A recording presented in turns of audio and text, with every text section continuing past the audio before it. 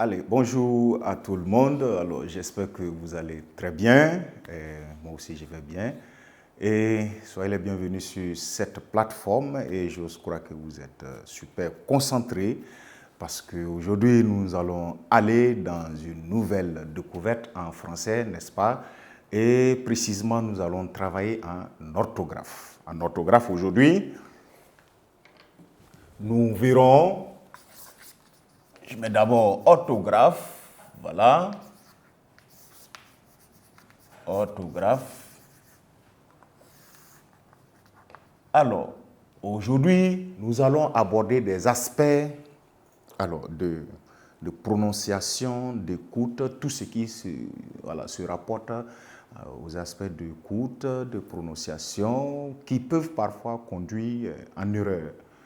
Voilà, lorsque vous faites vos dictées, lorsque vous écrivez, parfois, ce n'est pas trop perceptible à l'oral, d'accord, mais une chose est sûre, il y a des mots employés en français qui créent ce qu'on appelle les confusions. Et aujourd'hui, nous allons découvrir un type de confusion comme ça, n'est-ce pas, un modèle de confusion, voilà, à travers A et A.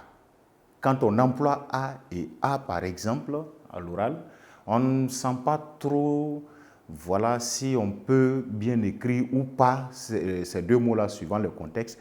Mais c'est lorsqu'on se retrouve dans une rédaction, ou pendant la rédaction, n'est-ce pas, ou lorsqu'on fait nos dictées, on se découvre, sinon on se retrouve face à des situations, on dit, mais tiens, A et A dans leur emploi ne sont toutefois pas, n'est-ce pas, alors évident. Donc c'est ce qui fait que, voilà, nous allons voir aujourd'hui ce qu'on appelle les confusions, n'est-ce pas, homophoniques.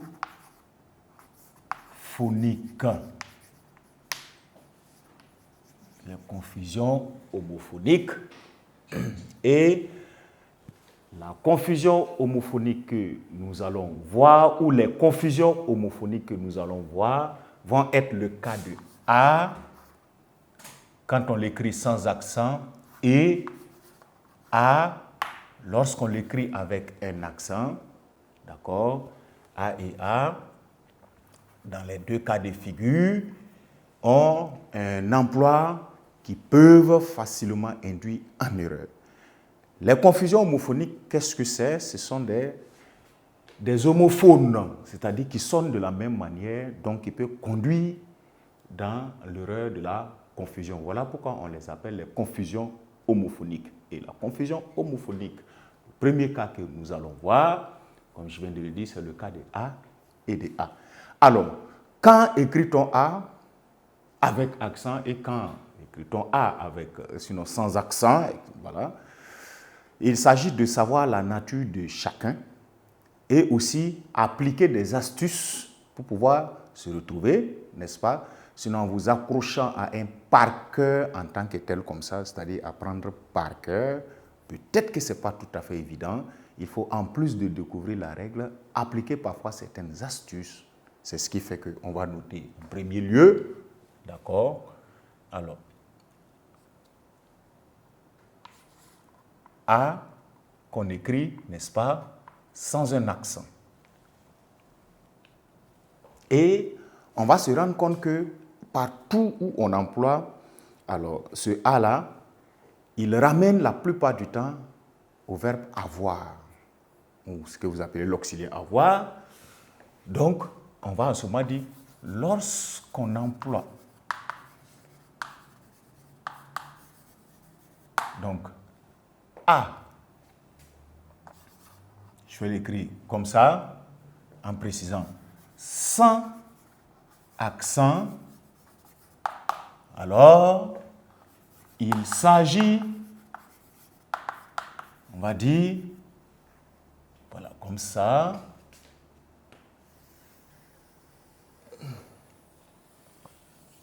approximativement, il s'agit du verbe, n'est-ce pas? Il s'agit du verbe avoir. On va le mettre en guillemets. Il s'agit du verbe avoir. Voilà le principe de reconnaissance, ou en tout cas, ce qu'il faut mettre dans la tête, il faut mettre à l'esprit, pour pouvoir d'abord employer A sans accent. Et quand on a l'esprit qu'il est, alors le verbe avoir, on va en ce moment dire que, ou remarquer que, on peut le remplacer, n'est-ce pas, dans une phrase naturellement, à un temps, voilà, on peut le remplacer à un temps comme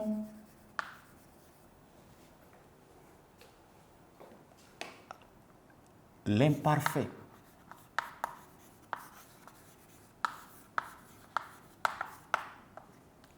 Que je souligne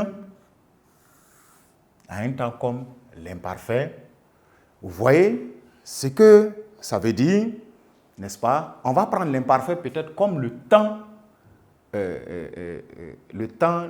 d'essai, le temps d'échantillonnage ou le temps d'application, de substitution possible. Quand on a A, on essaie de l'envoyer à l'imparfait pour voir. Et le critère qui commence maintenant à porter, c'est le critère de logique et d'écoute. Si ça sonne bien et que la phrase est logique, c'est que le A dont il s'agit, c'est bel et bien le A qui ne porte pas d'accent. D'accord? Et en ce moment, il est un verbe. Il est un verbe. Dans des exemples tels que, on va mettre des exemples, n'est-ce pas? Exemple.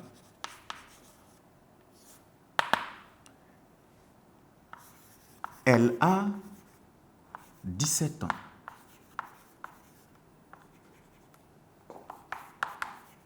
Voilà. Deuxième exemple. Papa a beaucoup d'argent.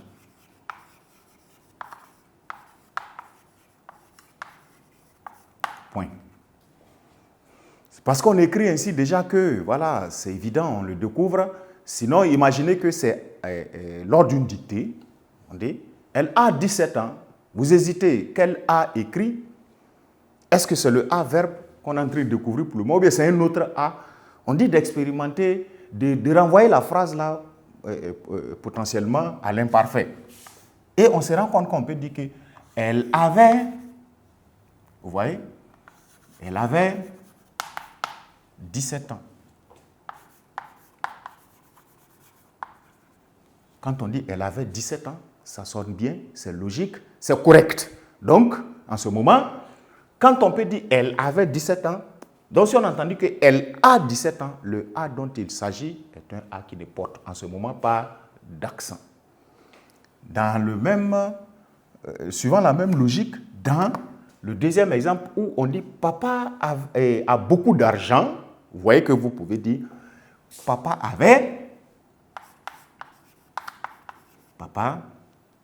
avait,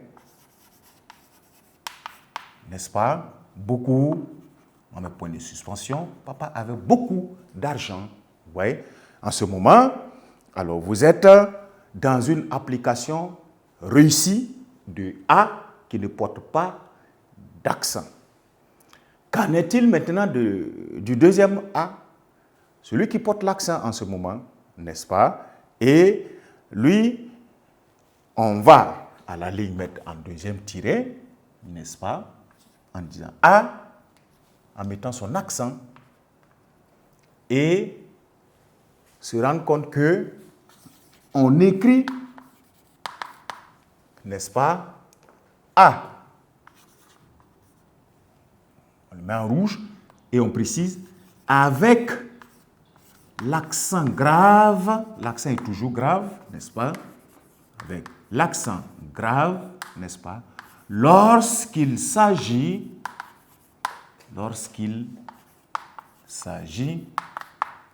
d'une préposition. Lorsqu'il s'agit d'une préposition. Et en ce moment, lui aussi, je souligne une préposition. Ça veut dire non plus la même classe grammaticale. Vous voyez? Le premier est un verbe, le verbe avoir. Le deuxième est une préposition. Et vous vous rendrez compte que ce qu'on peut faire ici, n'est-ce pas? Vous allez vous rendre compte qu'il indique, d'accord, il indique un lieu, n'est-ce pas, un moment. Donc, dans certaines phrases, vous sentirez que son sens, sa signification renvoie à un lieu, le plus généralement, ou parfois à un moment. C'est aussi, n'est-ce pas, là le signe de reconnaissance de l'autre A qui prend justement l'accent grave. Dans des exemples tels que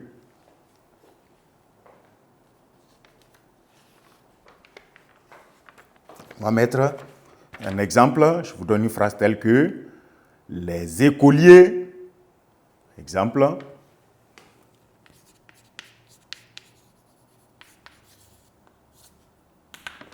voilà, les écoliers,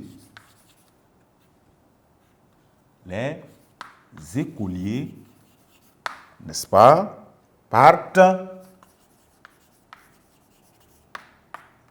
à l'école. Lorsqu'on fait une confusion entre ces deux A, on peut facilement écrire les écoliers partent à l'école avec ce A-là. Mais remarquez, les écoliers partent où à l'école? L'école, c'est un lieu. Voilà pourquoi ce A-là va prendre l'accent grave. Et on ne fera plus de confusion entre lui, n'est-ce pas, et le A en haut qui ne porte pas d'accent. Je rattrape là, pardon.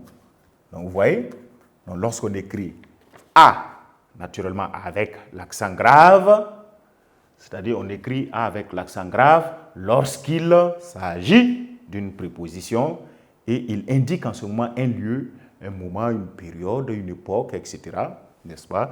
Et dans le premier exemple, les écoliers partent à l'école, vous avez forcément l'accent sur A. Sinon, c'est une faute et c'est une confusion entre A avec accent et A sans accent. Bien. Dans un deuxième exemple, c'est que nous mangerons à midi. Nous mangerons, n'est-ce pas, à midi. Vous voyez, on va se dire, mais tiens, c'est à quel moment nous allons manger à midi? Vous voyez que midi est un moment. Midi indique un moment. Donc, naturellement, ce A, il sera avec un accent. Vous voyez, ces deux exemples vous permettent de pouvoir vous retrouver dans l'emploi, n'est-ce pas, correct de A et de A. En ce moment, en résumé, vous retiendrez justement que A et A sont des confusions homophoniques, ce sont des homophones. Ils sonnent ou se prononcent, vous percevez leur prononciation identiquement. Ils peuvent créer donc une confusion. Pour éviter cette confusion, dans le premier cas de A, sans accent, rappelez-vous toujours, il va s'agir du verbe avoir. Et pour le reconnaître ou pour le vérifier, remplacez-le par avait, qui est un temps de l'imparfait. Et dans un exemple tel que elle a 17 ans, vous pouvez facilement dire elle avait 17 ans.